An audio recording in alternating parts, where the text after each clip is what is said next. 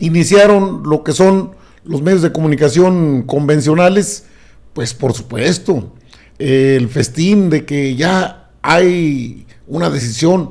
La prisión preventiva oficiosa invalida Corte reforma sobre contrabando, fíjese, contrabando, defraudación y falsificación de facturas. Esto lo quitó la Suprema Corte de un plumazo, pues se pusieron de acuerdo, determinaron esto. El Pleno de la Corte determinó que estos delitos fiscales no pueden ser catalogados como delincuencia organizada, por lo que no debe aplicarse la prisión preventiva oficiosa.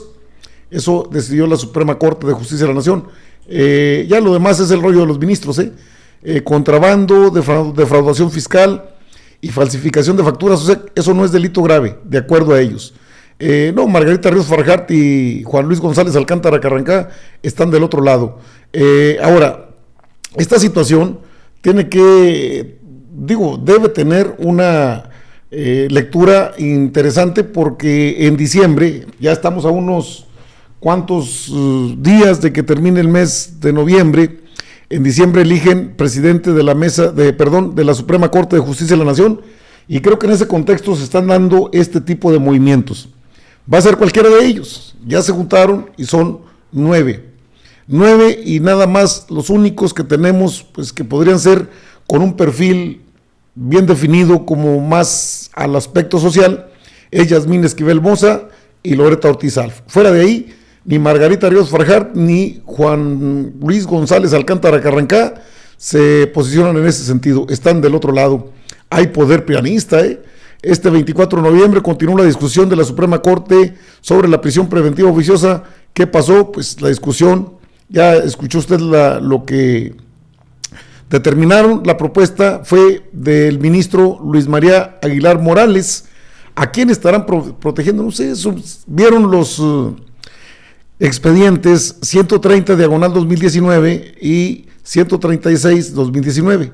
Estos fueron los que motivaron la discusión de los ministros. Ya tiene usted la votación, todos estuvieron de acuerdo, a excepción de 2 ministras que sí se mantienen firmes en su quehacer, en este caso de pues velar porque la Constitución no sea violentada. Ahora, usted dirá, ¿por qué? ¿Por qué se establece este tipo de decisiones? Pues porque yo creo que quieren que el presidente de una vez firme, lo van a obligar o lo están obligando a que firme de una vez, hombre, pues presidente, de otra manera no se va a componer el Poder Judicial. Veo difícil que lo haga el presidente sabiendo que es un humanista, que es una persona demócrata, pero el Poder Judicial de veras ya no tiene arreglo. No tiene arreglo porque entonces los factureros ya no es delincuencia organizada, no es delito grave, pero hay personajes que por defraudación fiscal están prófugos de la justicia. Uno de ellos es el propio Ricardo Anaya Cortés, que seguramente volverá por sus fueros, y otro que está y que incluso puede ser candidato a senador, nada más que este sí tiene otras imputaciones, delitos, eso lo define el juez en su momento. La nueva batalla entre Américo Villarreal y Cabeza de Vaca. El Senado lanza convocatoria para elección extraordinaria. ¿No se le hace raro que lanzaron la convocatoria para el Senado de la República para elegir a un senador por Tamaulipas por el deceso de uno de ellos? Y en eso, y bueno, uno de los delitos que se le imputan a Francisco Javier García Cabeza de Vaca es precisamente defraudación fiscal. Tras la muerte del senador suplente Faustino López, Cabeza de Vaca busca ir a las urnas. Carlos Cantú Rosas, el favorito de Morena. Alejandro Armenta Mier, presidente de la mesa directiva del Senado, dio a conocer este miércoles 23 de noviembre el proyecto de decreto ante el Pleno para convocar elecciones extraordinarias para el cargo de senador de la República en Tamaulipas. Esto sería en febrero próximo. Tras el fallecimiento del senador tamaulipeco Faustino López Vargas y al tratarse del senador suplente del hoy gobernador de Tamaulipas, Américo Villarreal, queda un espacio abierto, por lo que se convoca a elecciones. El proceso de la emisión de la convocatoria será en el mes de febrero, completándose el plazo de los 90 días. Es un proceso extraordinario, pero lleva las reglas ordinarias.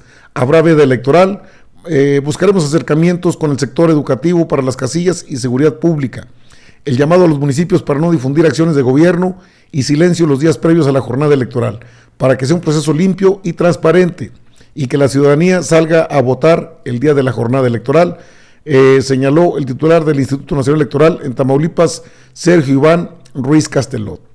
Según los detalles compartidos a la prensa, los candidatos deben de ser varones porque el principio de paridad debe respetarse. Aunque los panistas aseguran que solo se intenta entorpecer el proceso por miedo a que pierdan los guindas, pero hay mucho más que analizar, como la eventual postulación del ex gobernador Francisco Javier García Cabeza de Vaca. Según números publicados por la prensa local, Morena con un 52% ocupa las preferencias de popularidad para llevarse el triunfo de la elección extraordinaria, dejando muy lejos al PAN con un 22%, más abajo al PRI con un 5%, lo cual confirmaría los resultados del proceso electoral de junio, donde el partido Morena venció al partido gobernante en Tamaulipas, que era el PAN, aunque no por un margen holgado como para que la 4T pueda confiarse. Hay que mencionar que el ex gobernador Francisco García Cabeza de Vaca no está en las preferencias del electorado, mientras que el morenista Carlos Cantú Rosas Villarreal, de acuerdo a la encuesta que publicó el 2 de noviembre Electoralia, triunfaría junto con Morena si es postulado a las elecciones extraordinarias para senador en Tamaulipas. Fíjense nada más, ahora sí que pasa de ser un perseguido político como él mismo se ha llamado, pues resulta que ahora ya llegó Magda Maya y Norteñita de Corazón. Gracias, amigas, por estar aquí. Ayúdenme a saludar a esta gente maravillosa de ACM, Canal 54, de esta comunidad bien informada. No solo eso, que tenemos que esperar que pronto aparezca Ricardo Anaya Cortés, dado que también, como se dice, perseguido político, pues ya se acabe ahí todo.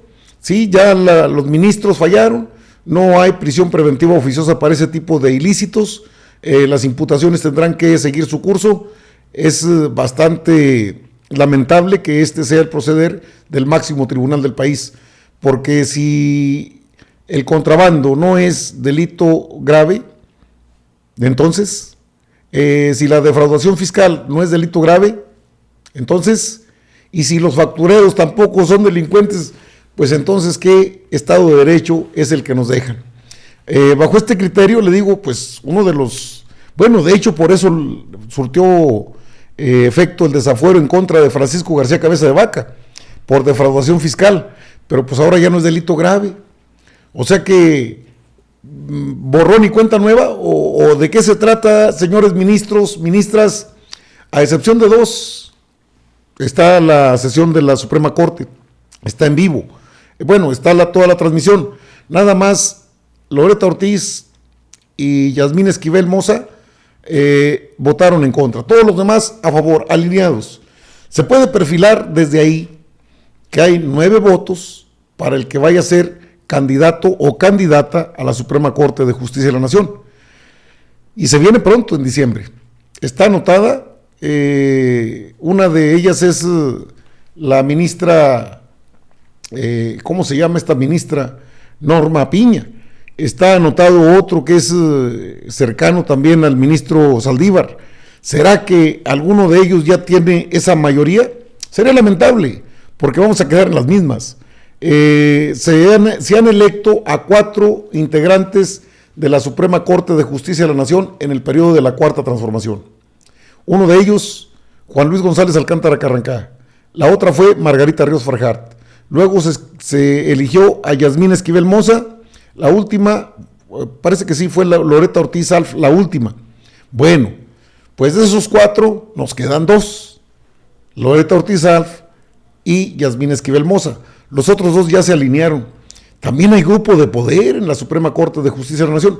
No me espanta nada y creo que es hasta natural tener este tipo de perfiles que no son los más adecuados, pero que son los que al final de cuentas mandan en las instituciones. Sin embargo, esto tiene que estar ligado, por supuesto, al ejercicio del poder, porque pues han eliminado una figura que está contemplada en la Constitución, y esto tendría que ser, fíjese usted, por eso la importancia de los senadores y la lealtad hacia la Constitución y hacia el pueblo de México.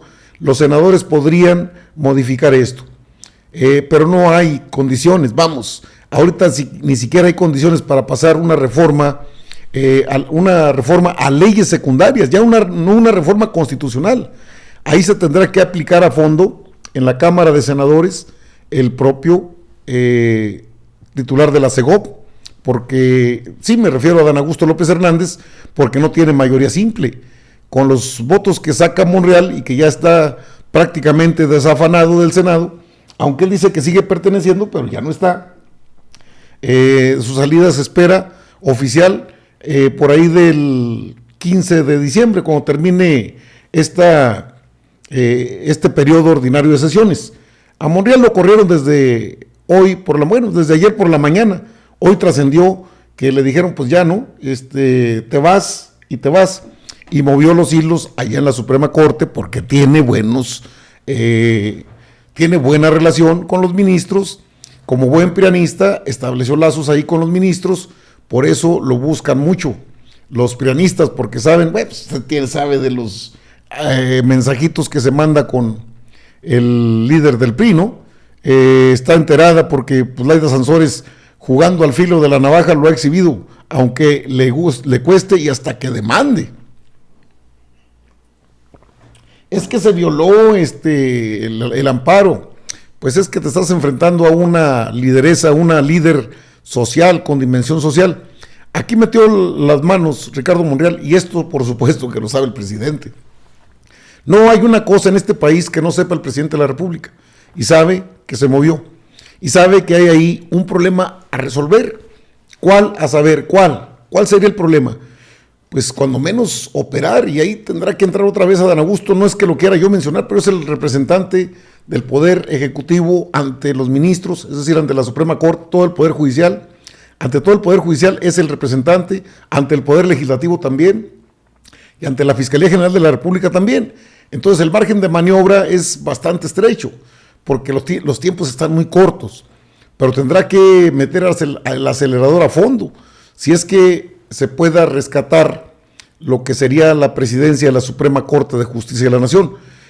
Con esto Arturo Saldívar Lelo de la Rea sabe que le dice adiós a lo que es porque está perfilado para ser el próximo titular de la Fiscalía General de la República. Se está jugando al más alto nivel y se está jugando a veces sucio. Esto no es de ninguna manera una jugada muy buena, esto de ninguna manera es algo que nos beneficie a los mexicanos, es algo que el Poder Ejecutivo, el presidente de la República ha tratado de erradicar desde que llegó, pero con tantos elefantes reumáticos, toros mañosos.